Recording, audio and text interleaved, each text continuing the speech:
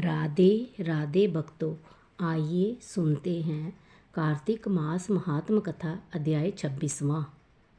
नारद जी बोले, इस प्रकार विष्णु पार्षदों के वचन सुनकर धर्मदत्त ने कहा, प्राय सभी मनुष्य भक्तों का कष्ट दूर करने वाले श्री विष्णु की यज्ञ, दान, व्रत, तीर्थ सेवन तथा तपस्याओं के द्वारा विधि पूर्वक आराधना करते हैं।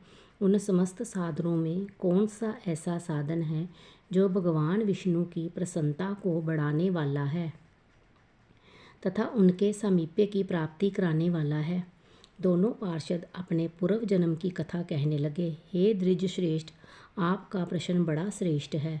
आज हम आपको भगवान विष्णु को शीघ्र प्रसन्न करने का उपाय बताते हैं। हम इतिहास सहित प्राचीन वृत्तांत सुनाते हैं, सावधानी पूर्वक सुनो। ब्राह्मण, पहले कांचीपुरी में चोल नामक एक चक्रवर्ती राजा हो गए हैं। उन्हीं के नाम पर उनके अधीन रहने वाले सभी देश चोल नाम से विख्यात हुए। राजा चोल जब इस भूमंडल का शासन करते थे, उस समय उनके राज्य में कोई भी मनुष्य दरिद्र, दुखी, पाप में मन लगाने वाला अथवा रोगी नहीं था। एक समय की बात है, राजा चोल अनंत शयन नामक तीर्थ में गए, जहाँ जगदीश्वर भगवान विष्णु ने योग निद्रा का आश्रय लेकर शयन किया था। वहाँ भगवान विष्णु के दिव्य विग्रह की राजा ने विधि पूर्वक पूजा की। दिव्य मणि, मुक्ता फल तथा स्वर्ण के बने हुए सुंदर पुष्पों से पूजन करके साष्टांग प्रणाम किया।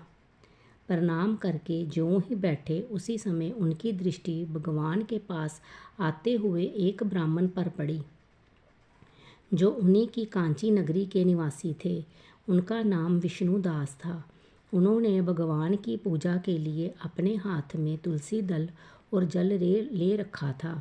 निकट आने पर उन ब्राह्मण ने विष्णु सूक्त का पाठ करते हुए देवा आदि देव भगवान को स्नान कराया और तुलसी की मंजरी तथा पत्तों से उनकी विधिवत पूजा की। राजा चोल ने जो पहले रत्नों से भगवान की पूजा की थी, वह सब तुलसी पूजा से ढक गई। ये देखकर राजा कुपित होकर बोले, विष्णुदास, मैंने मणियों तथा स्वर्ण से भगवान की जो पूजा की थी, वह कितनी शोभा पा रही थी। तुमने तुलसी दल चढ़ाकर उसे ढक दिया। बताओ, ऐसा क्यों किया?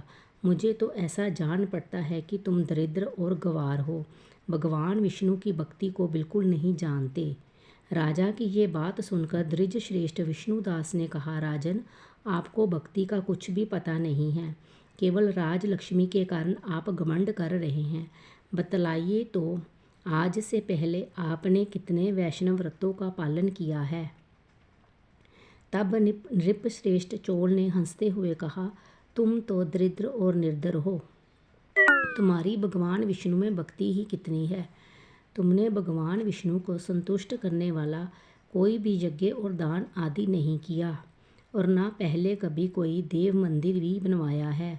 इतने पर भी तुम्हें अपनी भक्ति का इतना गर्व है। अच्छा, तो ये सभी ब्राह्मण मेरी बात सुन ले। भगवान विष्णु के दर्शन पहले मैं करता हूँ या ये ब्राह्मण?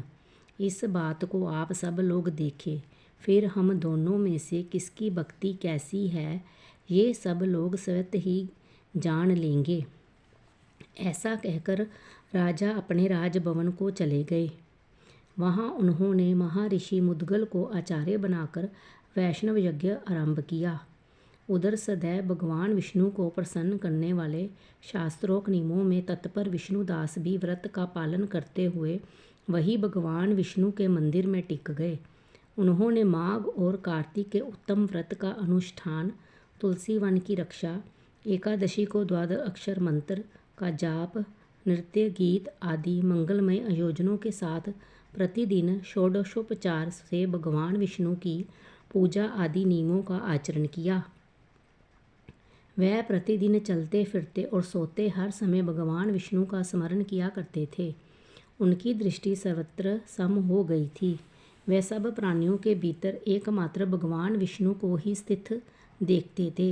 इस प्रकार राजा चोल और विष्णुदास दोनों ही भगवान लक्ष्मीपति की आराधना में संलग्न थे। दोनों ही अपने अपने व्रत में स्थित रहते थे और दोनों की ही संपूर्ण इंद्रिय तथा समस्त कर्म भगवान विष्णु को समर्पित हो चुके थे। इस अवस्था में उन दोनों ने दीर्घकाल व्यतीत किया। कथा समाप्त हुई। राधे राधे। कृपया मेरे चैनल को लाइक, शेयर, कमेंट और सब्सक्राइब करें।